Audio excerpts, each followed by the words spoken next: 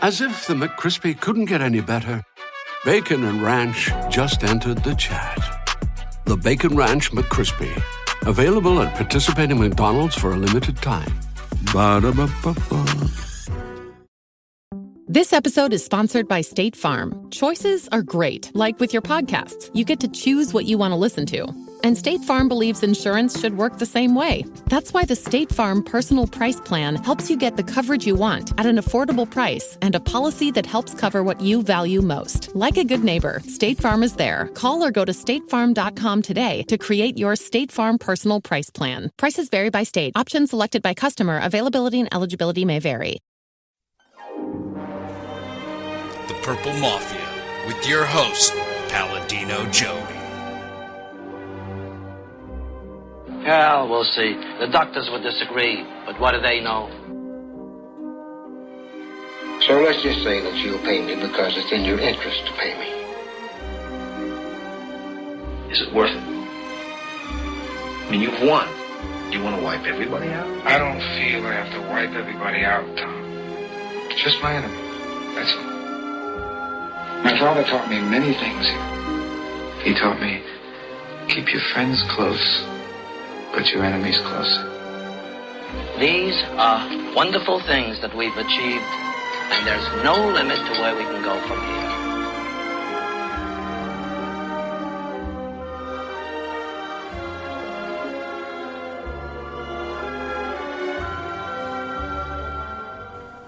Welcome to the family here on Purple Mafia.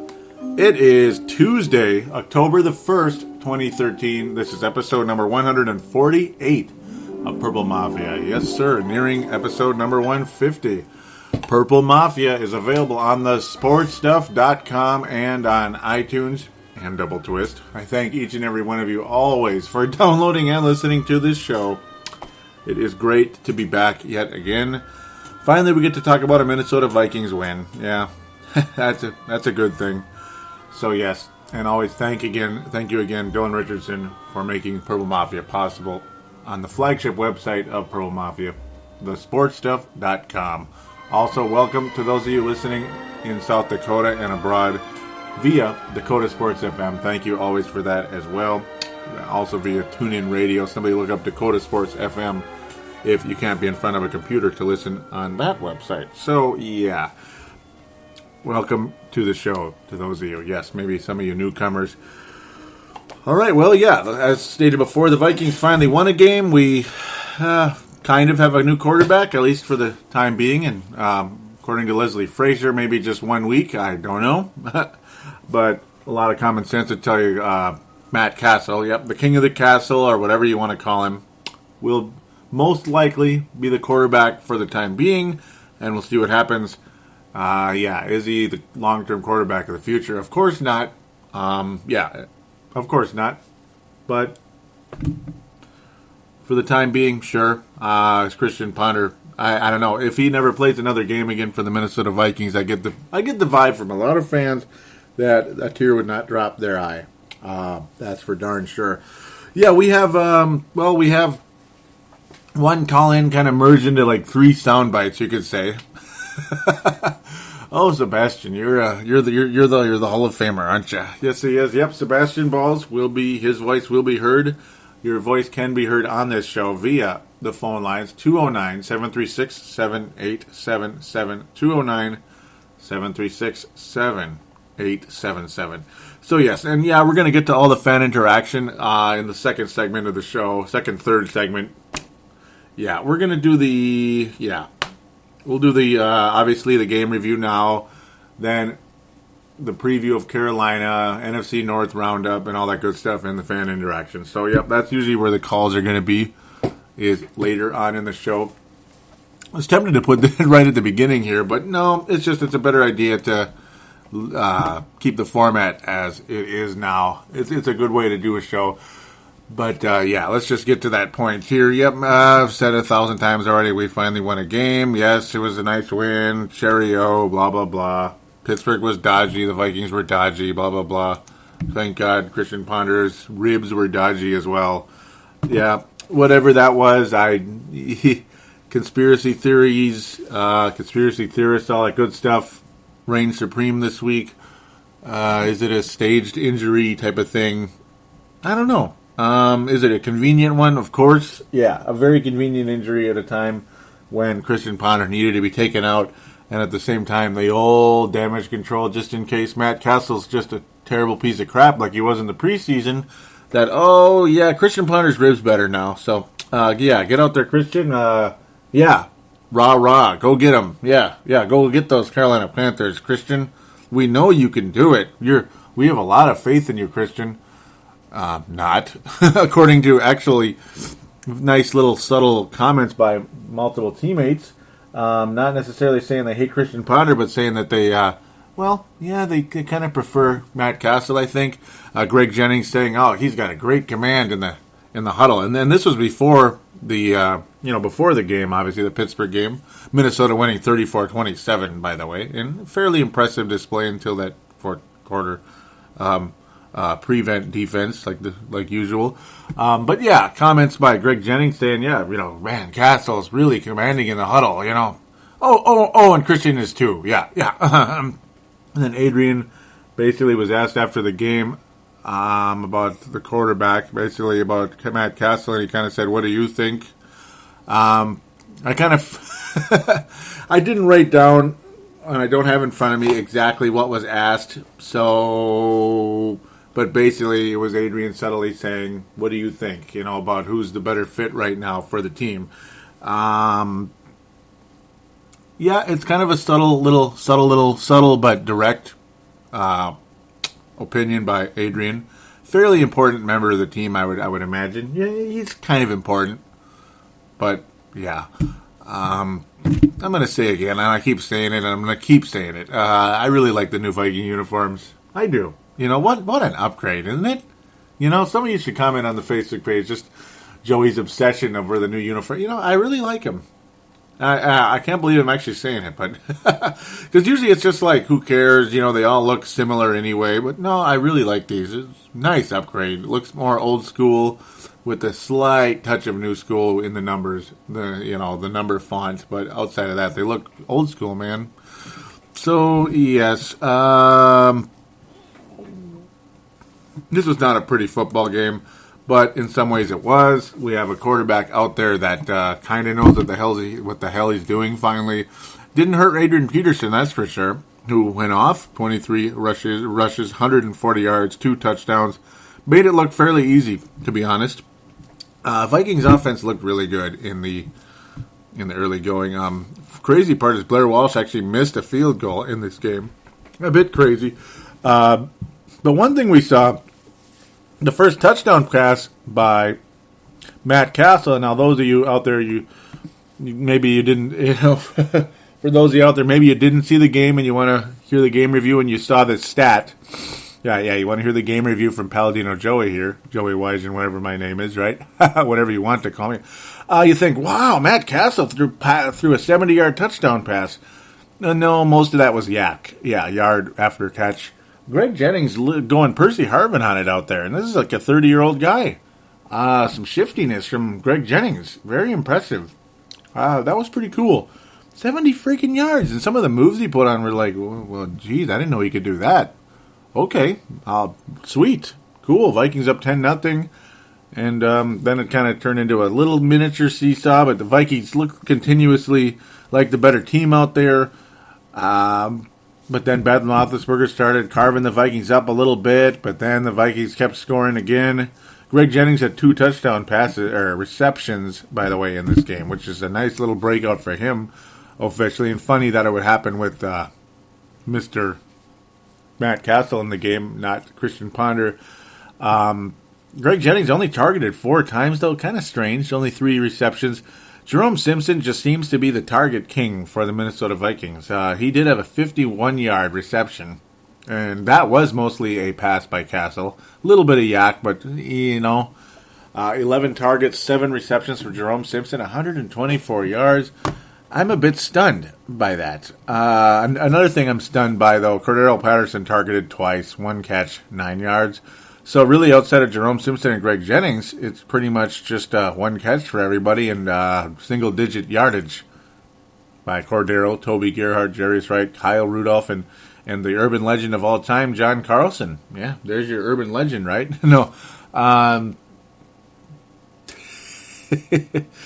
have a better urban legend, and I'm going to say it now because I'm going to forget. You know, sometimes I just forget. You know, like the last couple of weeks, I didn't even mention the Fran Tarkington and Tavares Jackson Memorial. Now, when I was with Dylan Richardson, it's kind of an excuse sometimes. Like, oh, he forgot it because he's got a co-host for this show, and they're gonna banter about, talk about a lot of different things. But last week, geez, I didn't even mention it. But really, then again, my emotion button was really turned up last week. I mean, that was an adrenaline kind of a show. And I was told by Mark Carlson multiple times this week that it was the greatest show that he's heard that I've performed. And my greatest performance in the, was it like 11, 13, maybe 13 months or so that he's been listening to the show. I really appreciate that, Mark. I do. It was I take that to heart. You know, I do put a lot into this show, and the listenership has been really, really down this year. Really since late last year, it's been really low, and it hasn't recovered other than one really, really nice spike back in May. For some reason in May, this show explodes, and that's weird. I don't know if it's because it's post-draft or people are really, really getting that NFL withdrawal or what, but yeah, to the point. Thank you so much again, Mark Carlson, for that. It was a very interesting performance by yours truly, you could say, if you haven't listened to it yet. And a lot of people haven't listened to it yet, I'm thinking, unfortunately. Not a pure bragging at all. That's not my style. It's not what I'm about. I'm just saying it was an interesting show. And yeah, a lot of that is actually who I am. You know, when my emotions come out, it gets interesting. And it wasn't an angry type of emotion. It wasn't yelling and ranting. It was honesty. And that's what I'm trying to bring to this show this week as well. And from here on, that's who I am. That is who I am. And I've always tried to be who I am behind the mic. But sometimes you just improve at it, hopefully, over the course of several years. Okay, to the point again. You know, back to the game here. Back to the game review. Just thought I'd mention two things that I didn't. So, yeah, of course. And I didn't mention it. The true urban legend right now, the Minnesota Vikings, funny, I almost forgot. It's terrible. Rhodes? Yeah, Xavier Rhodes. That's an urban legend right there. Why isn't he starting? Because, yeah, I want to have an urban legend every week. Why isn't Xavier Rhodes starting? Really? What part of Josh Robinson getting burned was... not getting burned, but getting targeted constantly was telling you, you know, and there's a reason he's getting targeted because Roethlisberger's not scared of him. But yeah, what part about Josh Robinson not being impressive would I want you to start him over Xavier Rhodes? Marcus Sherrills has stepped up a bit, but he's still Marcus Sherrills, guys. I mean, I hate telling the truth, but the truth hurts. Marcus Sherrills is still Marcus Sherrills, and Marcus Sherrills ain't a starting cornerback in this league.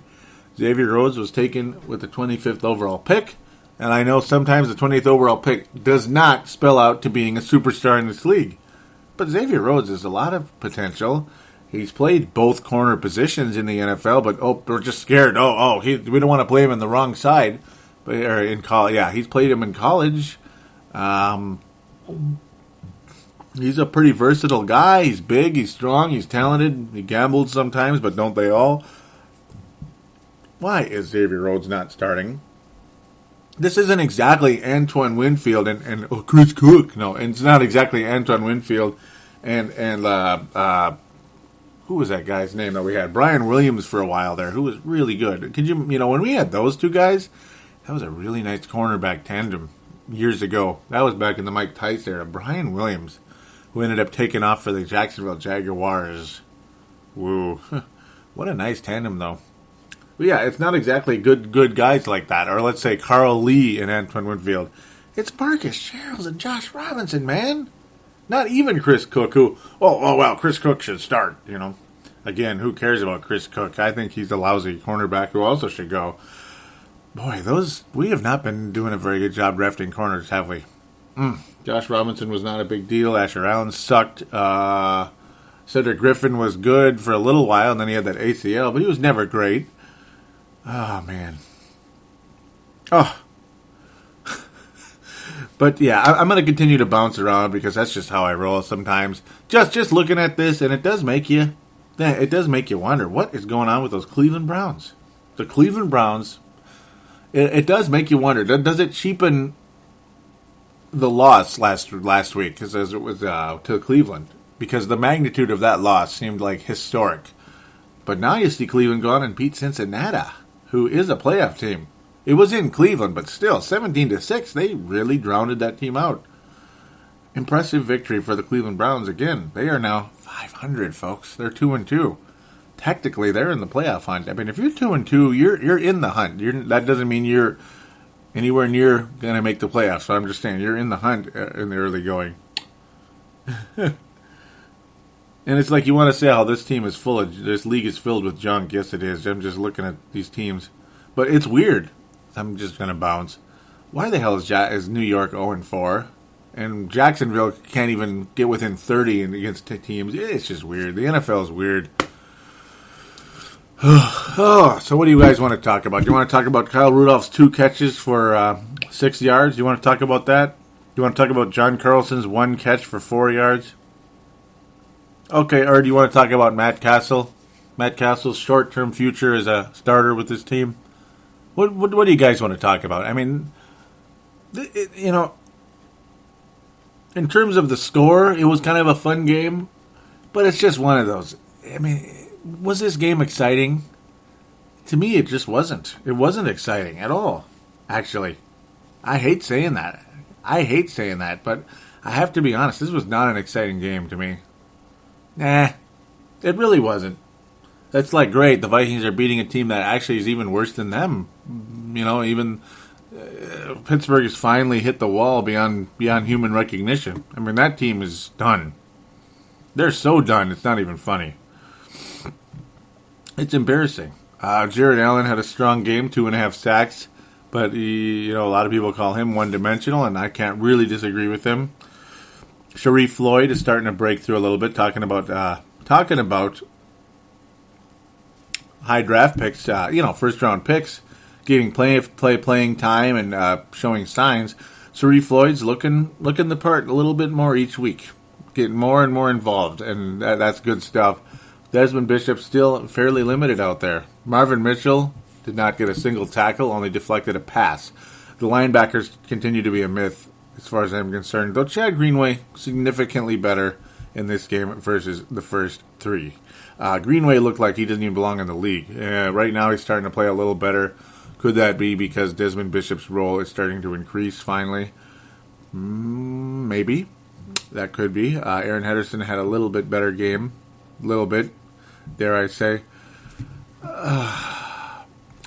I'm not going to lie, I like Gerald Hodges. Nice open field tackle and special teams as well. Really like Gerald Hodges. Of course, Penn State, him and Michael Motti, who got two special teams tackles. Those guys are looking good. Very happy with that. Kevin Williams looked a little bit better at times as well. It seemed like the defensive line kind of woke up a bit this week. It did. Brian Robinson's been a nice factor all year, actually. I'm not mad at him at all. I've really enjoyed Brian Robinson pretty much the whole season, believe it or not. Yeah, this is a crazy team, though. It's a crazy team, and it's just the old... Maybe this is probably why the numbers have been down, because it's like, yeah, we won a game, but it's like, what does it all really add up to?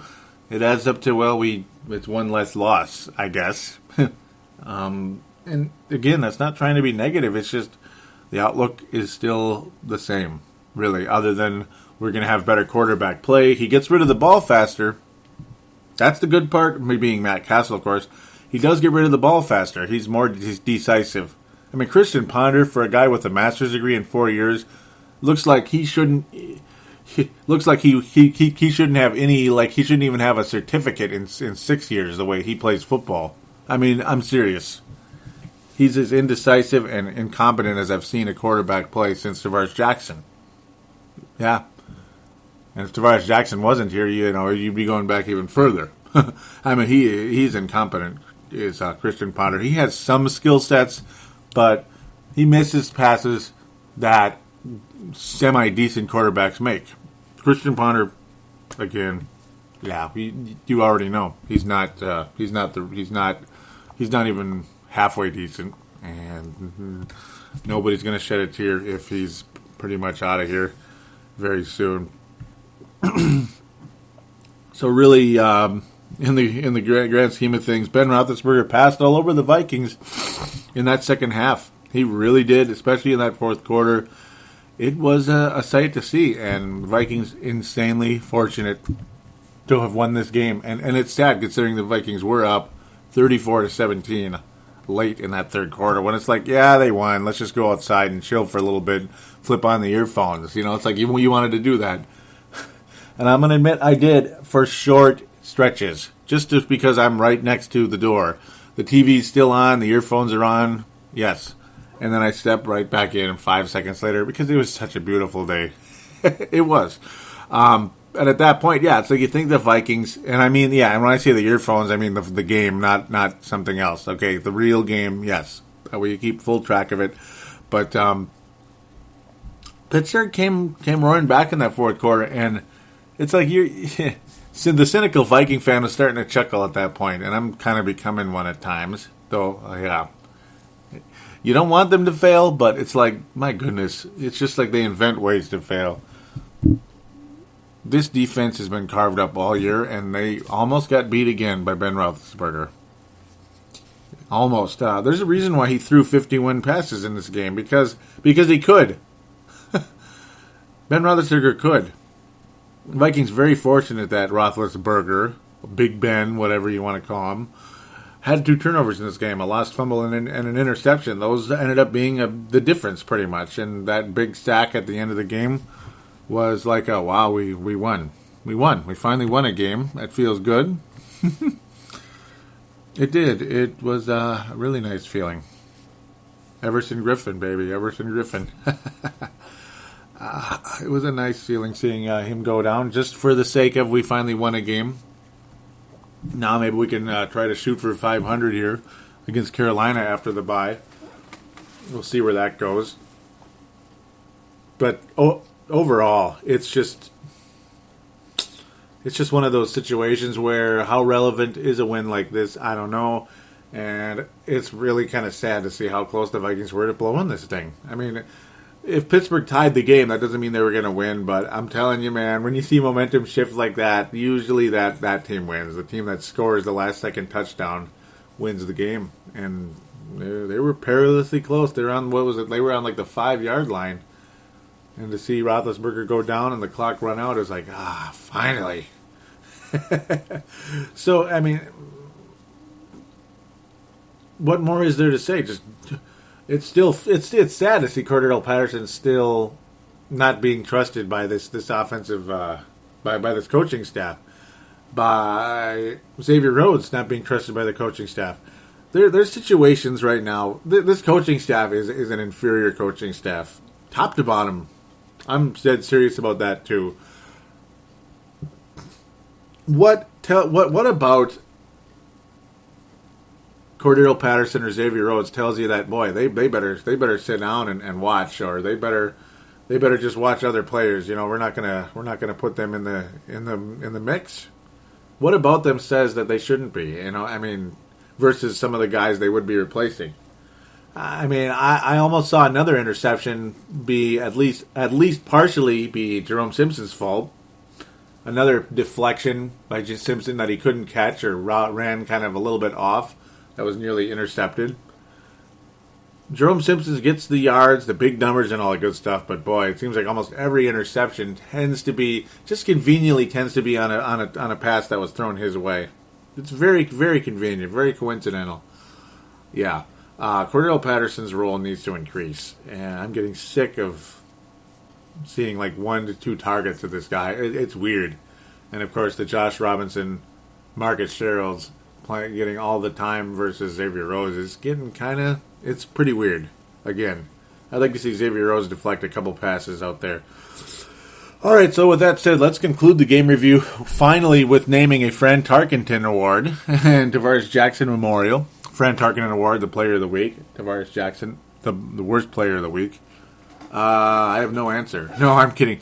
I am going to give the Fran Tarkenton Award to Kobe Bryant. No, okay, I've got to let it settle down. I'm being really stupid. We'll give it to Matt Cassel. Yeah, okay, let's please the fans out there. Yes, sir. Quarterback rating 123.4, 2 touchdowns and no interceptions, though it could have been about 2 interceptions. Did throw for 250 yards, 64% passer rating, only sacked once due to a much improved offensive line this week, not due to Matt Cassel's mobility. And no. And that did help. It also helps that Pittsburgh's defense is not very good anymore at all. They're the steel. They're not the steel curtain. They're the red. They're the red carpet. The red carpet now. Yeah. Matt Cassel will get the Fran Tarkenton Award for the week for so many reasons. Obviously, more decisive, quicker release, all that good stuff. Looked really good this week, and why not give it to a guy that played as well as he did? No long-term solution, always capable of imploding. But hey, at least for 1 week, that's what the Fran Tarkenton Award is about, is it's a week-by-week thing. So we're going to give the Tavares Jackson Memorial to Josh Robinson, who was pretty damn lousy in this game. Without a doubt, it's Josh Robinson. He almost got utterly lit up by Ben Roethlisberger. In fact, he kind of did. When you see one of your cornerbacks with 12, 13 tackles, you know there's a reason for that. It's not because he's playing well, it's because he's being picked on. And, that's just all there is to say there. Tavares Jackson Memorial, Josh Robinson, who looked pretty good in the first game, but he's been on a steady decline since. Yes, he has. It has been a consistent decline for old Joshy, who looked putrid in the preseason, by the way. So, and that seems to be becoming more of a trend than a mirage. So there you go. Congratulations on that one. We're going to take a quick break. Then we will get to the preview of the Carolina Panthers. I know it's 2 weeks away, but, we're still going to talk about Carolina briefly. We're going to have that very brief, in fact. And then we'll jump straight into the fan interaction with the phone call, Facebook, and very little on Twitter. But Twitter, yeah. We'll be right back right after this. Skol Vikings, let's win this game. Skol Vikings, honor your name. Go get that first down, then get a touchdown. Rock 'em, sock 'em, fight, fight, fight, fight. Go Vikings, run up the score. You'll hear us yell for more. V-I-K-I-N-G-S. Skol Vikings, let's go.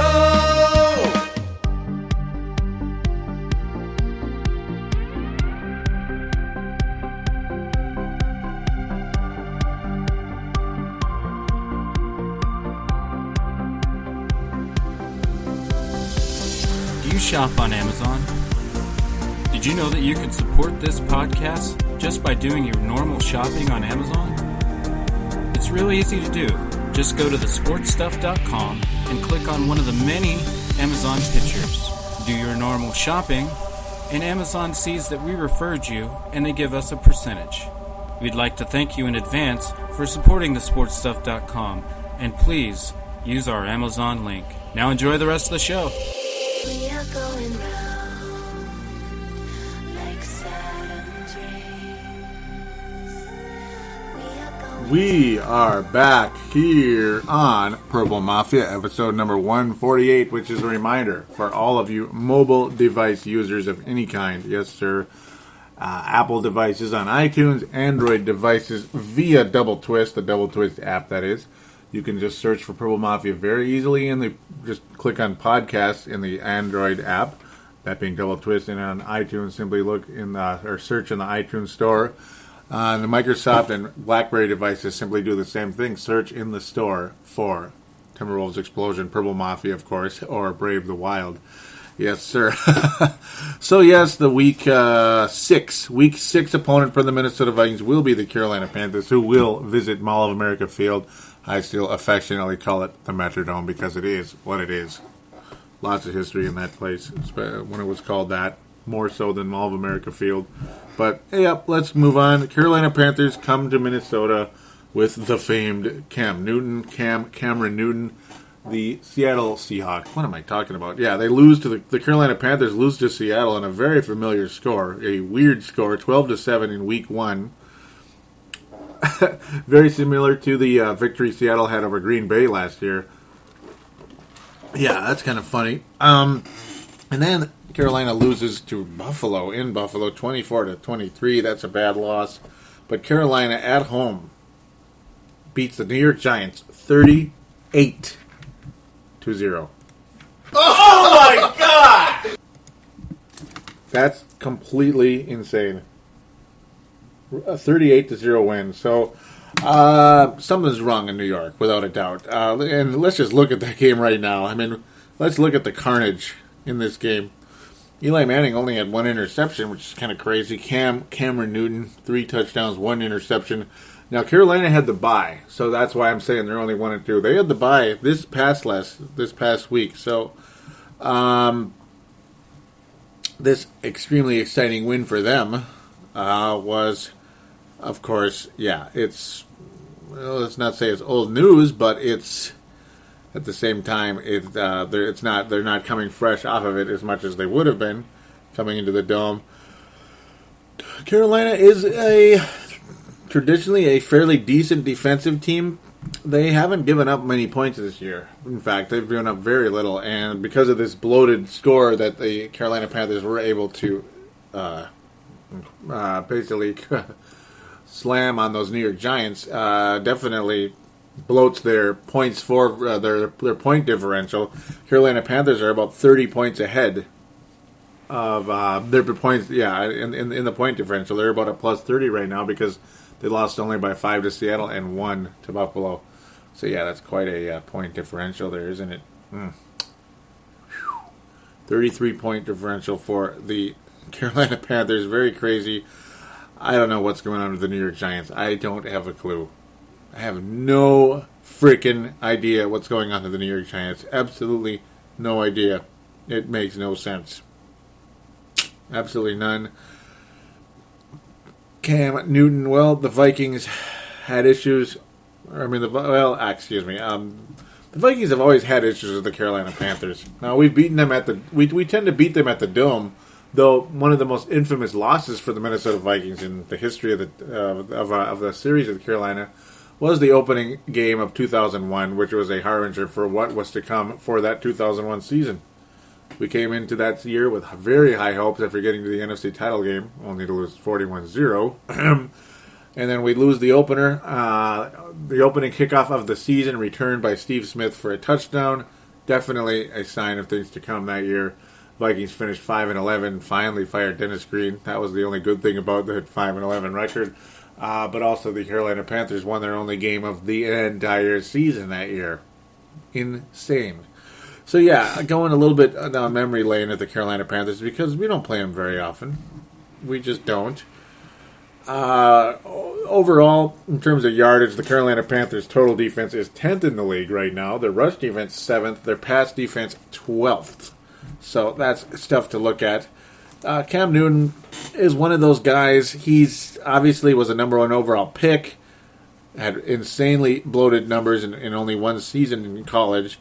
His NFL career is definitely not bad, but it's not exactly like you got to have Cam Newton if you want to win a Super Bowl. Though, yeah, his athleticism, there's no doubt about it. It looks like he's slowing down a little bit with his running game this year. His first 2 years, he'd been averaging about 45 yards a game. Now he's averaging about 32, 33. So we'll see. We'll see. We'll see if that changes. He hasn't fumbled the ball yet. He's had a little bit of a slight fumbling problem in his previous years. Doesn't throw a lot of interceptions though, so that's the good part. A bit of a more conservative passer than you'd think out of Cam Newton.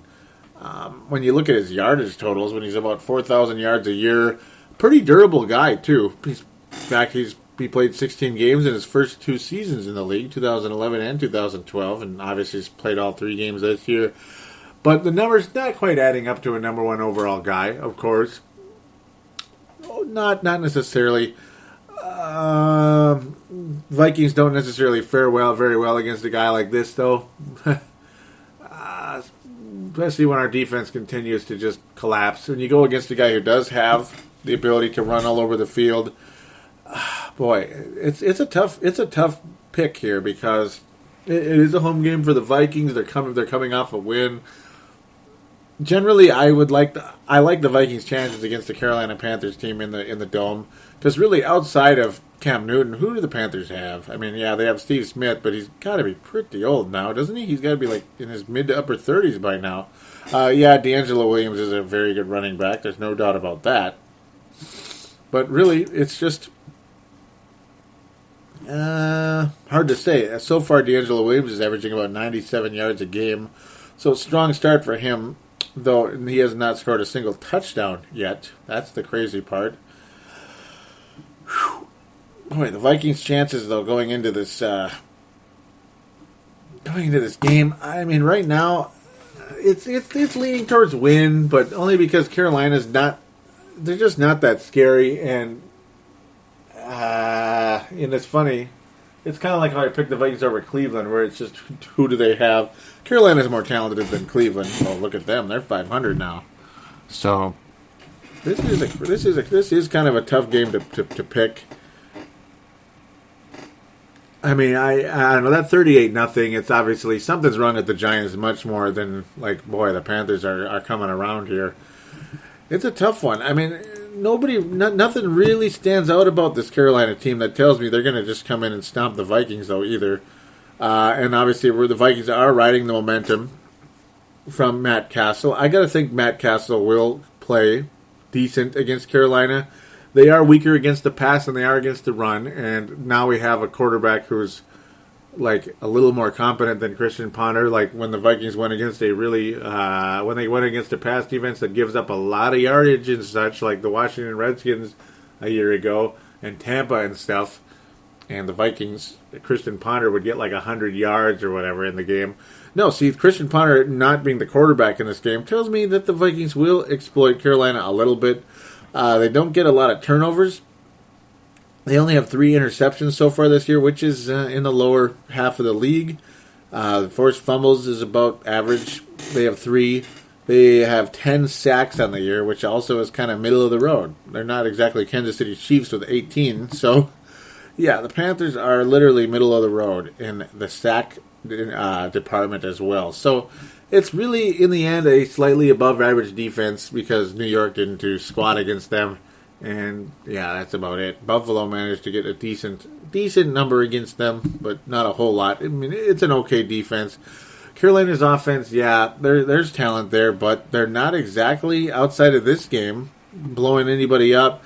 And in a game when the Panthers scored 23 points, it's like, well, Cam Newton, yeah, he only completed 55% of his passes for like 223 yards, and well, he did get the 3 touchdowns. That's good, but he also managed to throw an interception. It's almost like a Tavares Jackson against Arizona type of game. That's almost what it's like, you know?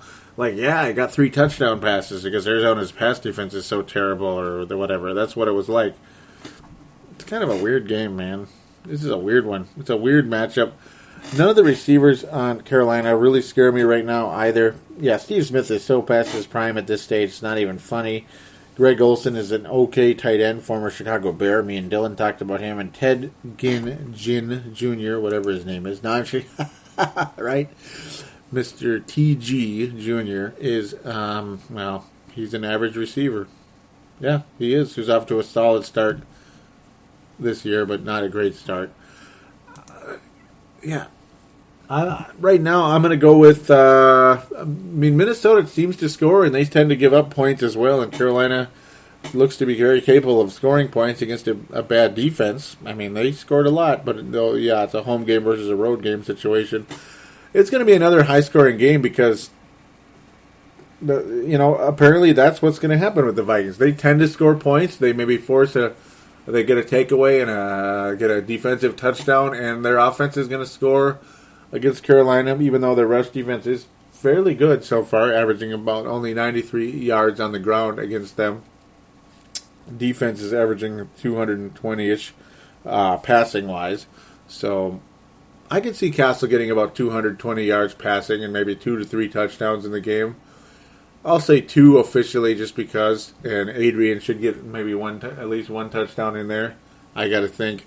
I think Minnesota's going to get 28 points against Carolina's 24. It's going to be a close game, and Carolina's going to drive late in the game, but they're not going to finish the job. Vikings will get a sack or an interception or a forced fumble, whatever it is, and Carolina's going to walk out of the building disappointed, and the Minnesota Vikings go to 2-3 just to tease us until the following weeks. Yeah, not trying to be negative and harsh on that one. But yeah, I mean, I'm not being negative and harsh when I'm picking the Vikings to beat an okay Carolina team. So yeah, 28-24. Not going to be quite as high scoring as the Pittsburgh game or the Detroit game. But Minnesota is going to score due to this and that. You know, a defensive touchdown possibly. And of course, a couple touchdowns by Cassel and Peterson. So, yeah, that's pretty much where I stand on that one.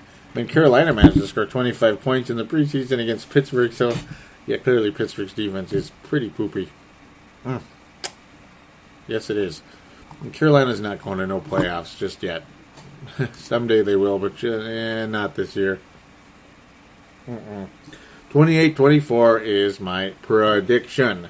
So we'll take one more break, and the fan interaction commences.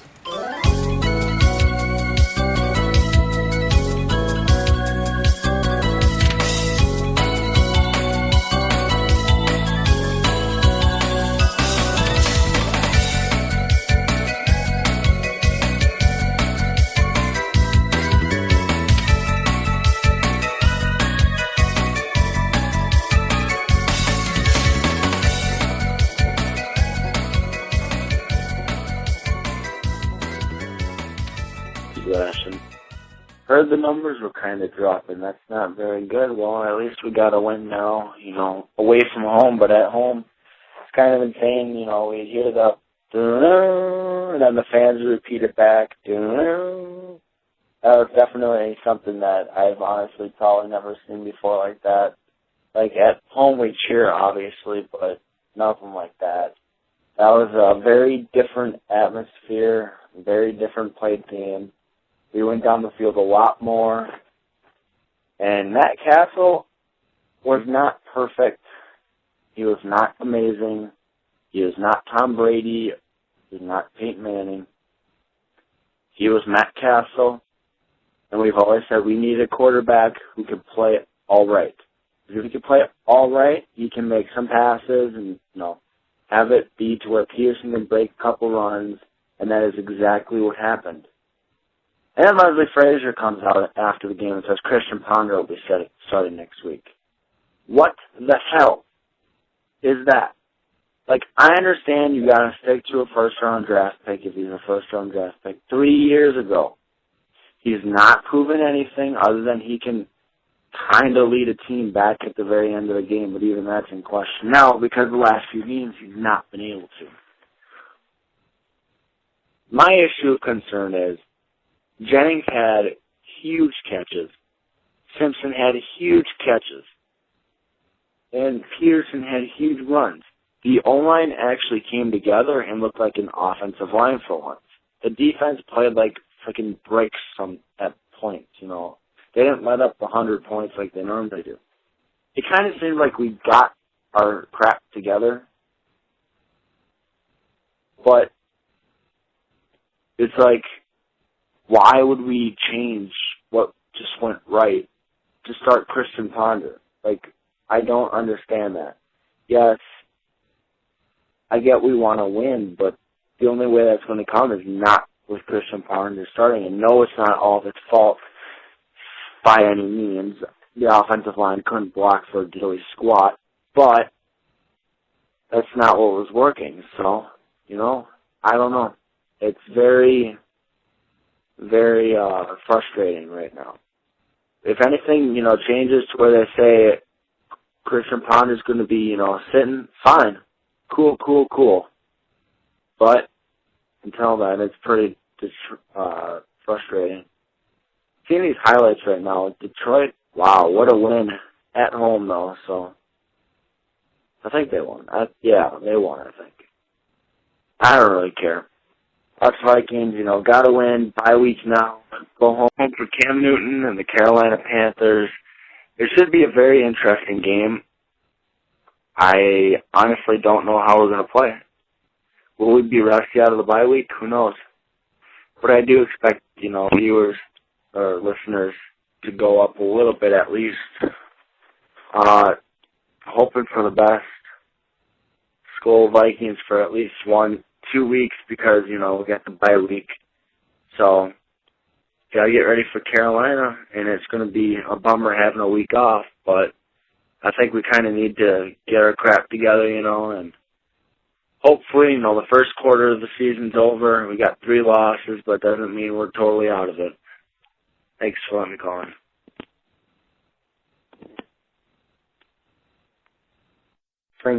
And one last thing to quickly add in for Joey is be sure to listen to the Minnesota Wild podcast, Brave the Wild, that Joey does. It's a very good podcast. I'll probably be, posting and calling in for that. As you know, I'm pretty frequent to those. Wow, is that loud? And then, Timberwolves Explosion's a great show. All right, be sure to listen to them. Thank you. Very cool, Sebastian. Thank you very much for everything you had to say there. That was awesome. A lot to get to, of course. That was the call. Again, the phone line is 209-736-73... Okay, 209-736-7877.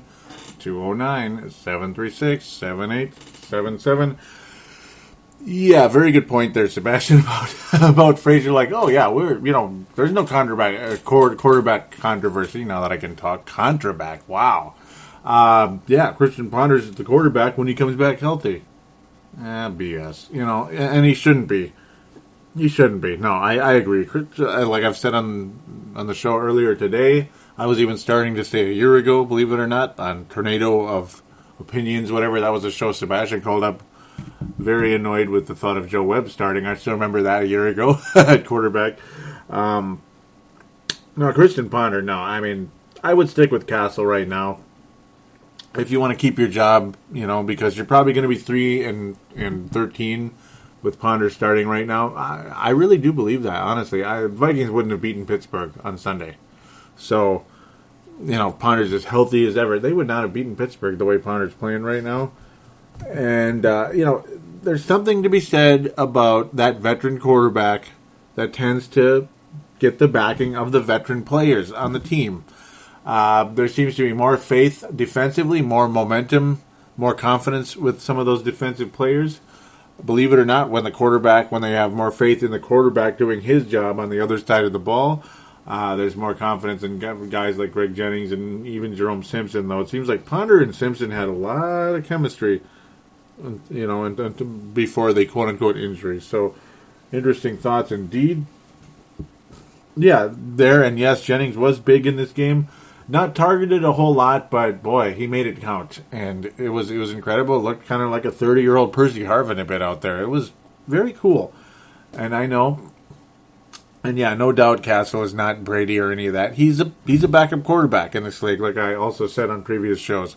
Both of the quarterbacks on this roster are backups long term in this league, though Cassel is one of those guys who is good enough to be a spot starter when need to be. Notice I said spot starter, not long-term starter. It's just like, he's in there because the quarterback's hurt or because he's playing really bad, and you don't have a better alternative right now. That's kind of what a Cassel is. Definitely not that $60 million franchise guy that the Chiefs hoped they were getting. Boy, the Chiefs blew it with that one, and they're trying again with Alex Smith. That is working out better, by the way. Frazier. Yeah, Frazier. Could be the nicest guy in the world. Actually does know a thing or two about football. But, man, he is taking a step back this year. Epic proportions. Really. Alan Williams is certainly not as good. The competence of the assistant coaches this year has been very lacking, without a doubt. No doubt about it. Lots said by Sebastian. Really good listen for those of you that heard it. Shows that, Sebastian is definitely a part of this show in multiple ways. Obviously lots of comments, and just always has a lot to say, and that's good. And sometimes you just let him talk. I don't even necessarily need to come out and chit chat. It's more like let him have the floor, let him talk type of thing. So, also, thank you so much for plugging the other shows as well. Timberwolves Explosion and Brave the Wild. Yeah, and don't forget to call into those, Sebastian. Brave the Wild. Yeah, that show's fun. I will be recording one of those later this week / weekend / really early next week. That's going to be the next show I'm going to record. And I did record the season preview for Timberwolves Explosion last night, and just a little bit late. I was up until very, very wee small hours of the morning getting that recorded and uploaded and all that stuff. And a lot of you haven't gotten to that one yet because it's just got up. So, yes, that shows up. Timberwolves Explosion season preview, NBA and Timberwolves. Yeah, their training camp has begun. All right, so enough of plugging the shows. It was, thank you, Sebastian, for doing that. I appreciate it. I didn't ask him to do it. He just did it. So don't get mad at me or him for that. That was a very nice thing to do. All right, so now to the Facebook page, facebook.com/Purple Mafia Show. Facebook.com/Purple Mafia Show. Do give that a like. Would appreciate it if you would. So, yeah, here's other people's comments before the game talking about Cassel starting for Ponder when that news broke. Mark Carlson coming out and saying, I feel the change may spark the team, and I hope that means a change in the play calls and coaching. Well, the first part was right, not the latter. The play calls were pretty similar, maybe a little bit more aggressive. Coaching is still crap, but yeah, it did spark the team. Yes, Sebastian saying I believe them. They're looking for an excuse to start. Yeah, I believe them. They are looking for an excuse to start Ponder, not sit him. Sadly, he's just a Rex Grossman. Enough said. I hope Cassel sparks the team. I really do, and he did a little bit. That's really funny. He just said something that he ripped me for last year, Sebastian. See? The truth hurts, doesn't it, Sebastian? The truth hurts. No. When I was comparing Ponder to Rex Grossman, yeah, he said, it annoys the crap out of me. And, yeah, no. Brian Thundercloud saying he needs to sit. Let's go Vikes. That is no doubt about it. Sebastian saying he can't construct a game-winning drive or a drive in general. Yeah. Whoo, that's a good one. Jesse Ball, if the Vikings win convincingly, I say it's Cassel's job to lose. Malcolm saying, I wish the game was in Minnesota so the crowd could be the jury again. They deserved the boos. We need a win, and Cassel performing well in order to keep Ponder out. If we lose, bring in MBT, and I said, make sure to say Sebastian Balls will love that, and I'm sure he would. McLeod, Bethel Thompson being that guy. Great arm, by the way. I got to mention one other guy here. Yeah, Vince Germano commenting a little bit here. Very cool. Mark Carlson saying, hey, look what's in my inbox. Another episode of Purple Mafia Show. My day got better. Oh, thank you, Mark. You're awesome. Brent Jacobson was asking how his sound effects turned out in his call. Were they cheesy or cool? I thought they were fun.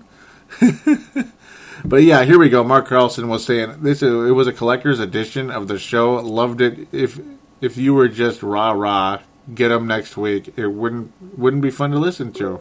Yeah, it would sound more like some of the other stuff on the radio. Thank you for keeping it real and for the silver star. Yep. And you're going to get another silver star, Mark. Another silver star for this show. Yes, sir. Yep. Yeah, another silver star. Vince Germano out of Australia. Yep, avid listener of Timberwolves Explosion. And, of course, one of the hosts of the Courtside Podcast. Oh, my God. If you like basketball, listen to the Courtside Podcast. Woo! Vince Germano saying, I listened. I'm trying to learn more about the NFL through the show. And yes, my Browns suck, but not as much as the Vikings. LOL. Just kidding, Joey. Browns are getting better, Vince, and hey, good on them. It's about time that franchise, that expansion, the expansion version of the Browns, started, getting better. It's really cool to see, actually. As crazy as that might sound to some people, it'd be nice, actually, to see them get better. I would like that a lot. Let's see, where are we? Why is it showing it twice? Isn't that weird? But these Facebook pages are weird. Weird, man. There was talk earlier in the week about Antoine Winfield considering a return to the NFL. Generated a small conversation about guys would really like to see him back, but nothing going on that, unfortunately.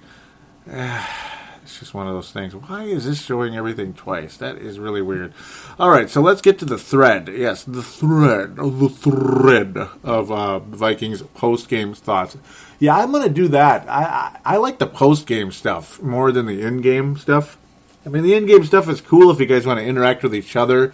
I'll probably keep a lot of that. I'll probably keep most of that off the show unless it's like really, really, really big time. Like, was it Josh? A couple of weeks, against the Cleveland game. That was unbelievable when he said all the Cavs, the Browns were toying with the Vikings. That's true, and they were.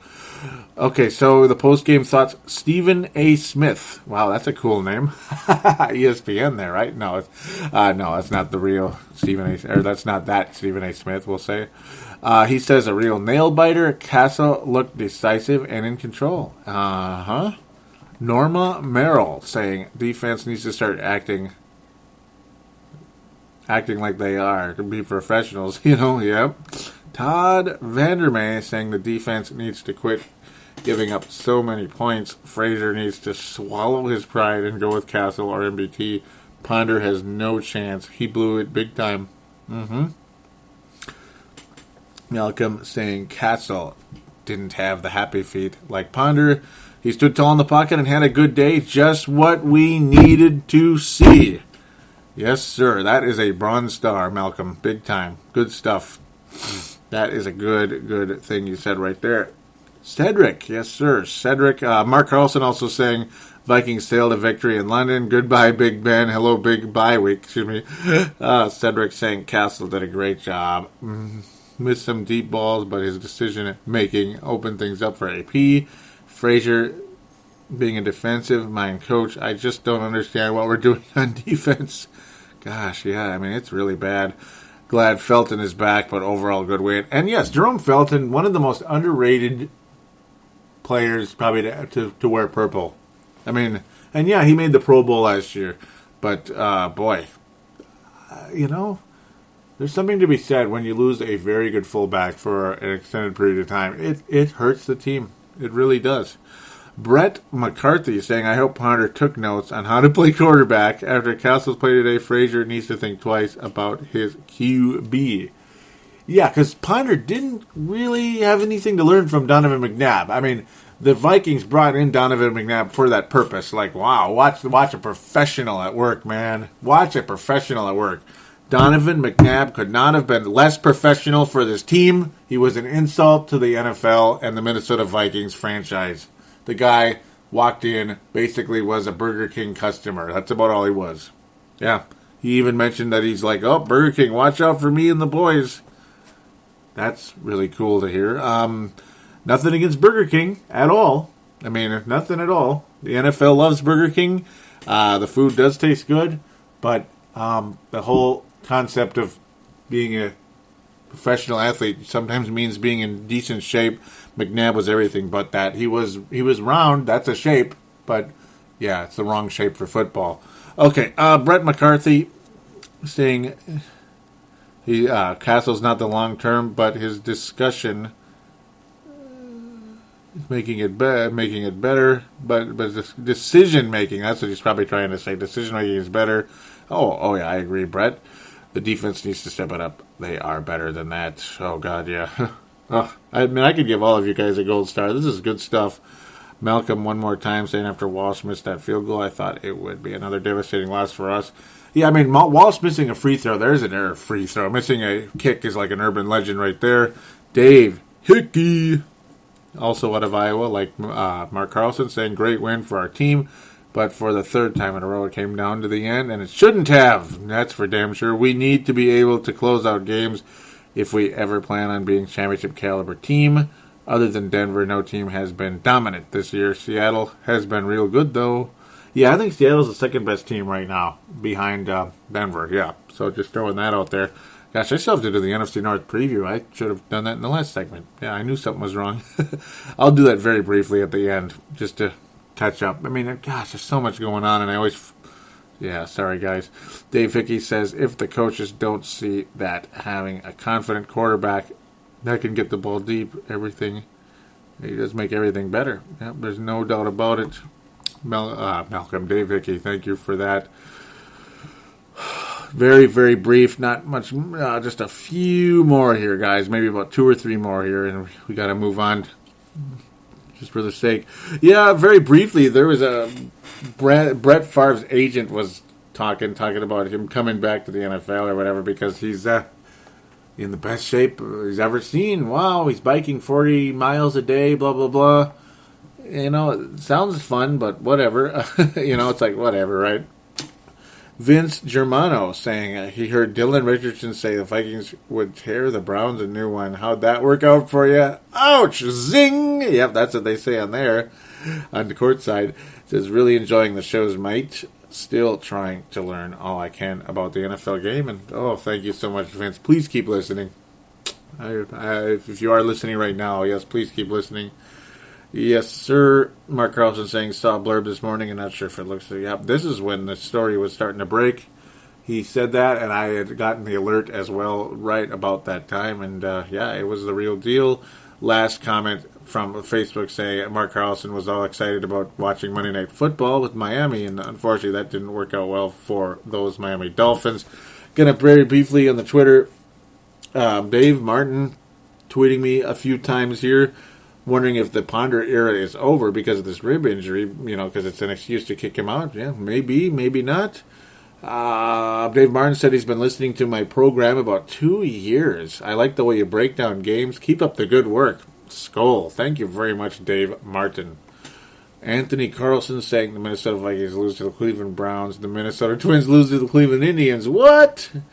Yep. Hopefully the Wolves don't lose to the Cleveland Cavs now. Yeah, that's for darn sure. Or the freaking Columbus Blue Jackets in the Wild. Oh, that would piss me off. Oh, my gosh. Christy Johnson was talking, are you changing colors? Like, nah.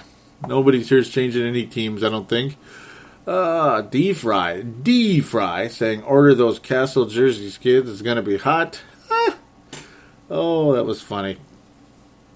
Anthony Carlson saying he's wearing his Vikings jersey in Steelers country all week. Good idea. I've done worse things and lived.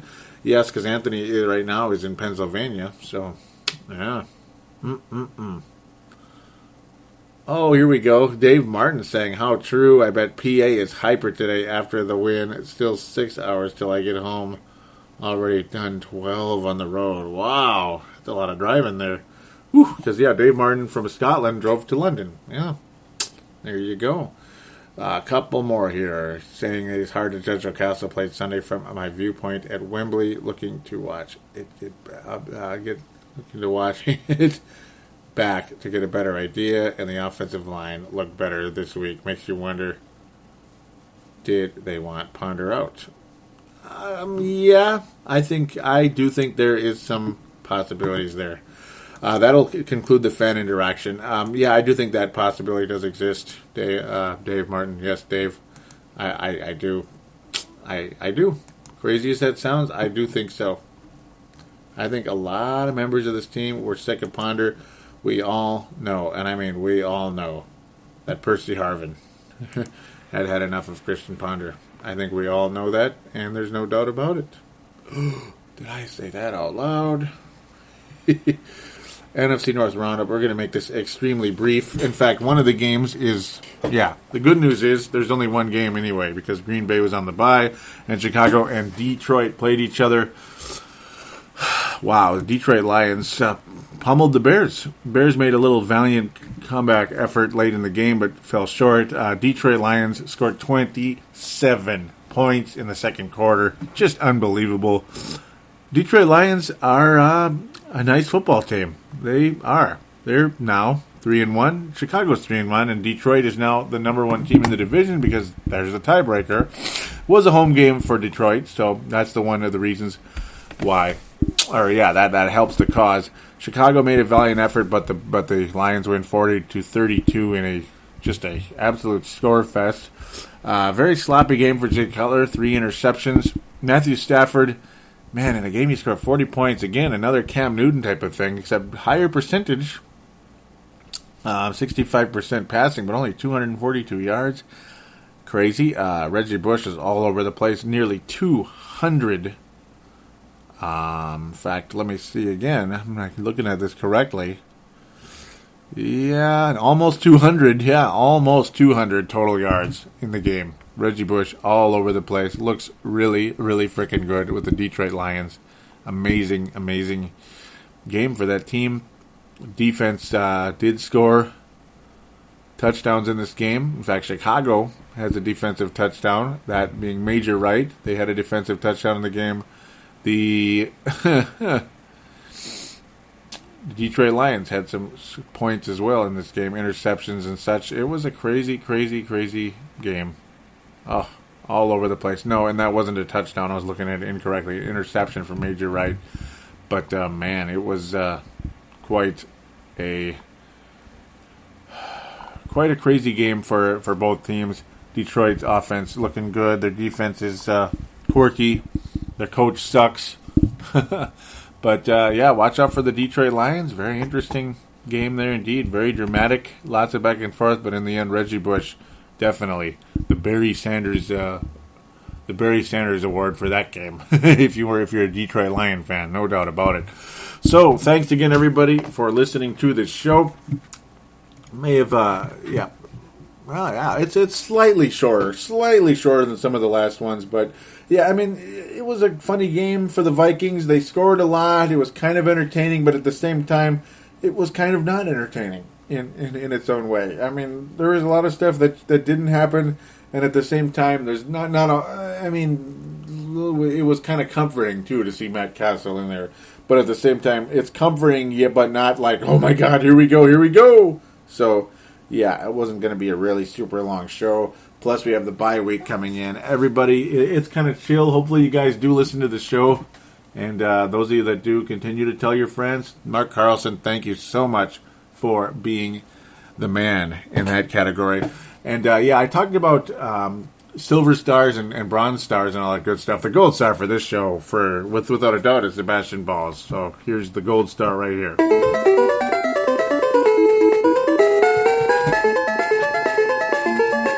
Gold star, without a doubt, for Bassy Bash. Yes, sir. Yeah, good job, Sebastian. Great calls, whatever, and comments on the Facebook page. Yes, sir. Mark Carlson, silver star. Malcolm, bronze star. You guys all fantastic. Great comments. Keep commenting, guys, especially post-game material. Maybe some midweek stuff if there's some type of news or blurb or whatever. Or you just want to say hello. Why not, right? I'm always here. I'm a good guy. Yeah. Sometimes I'm a little busy and I'm not as interactive as I'd like to be, but that's how it goes. Twitter account is at Purple Mafia Show. I would have liked to mention that, and I didn't before. At Purple Mafia Show, at least not on this show. Do give that a follow.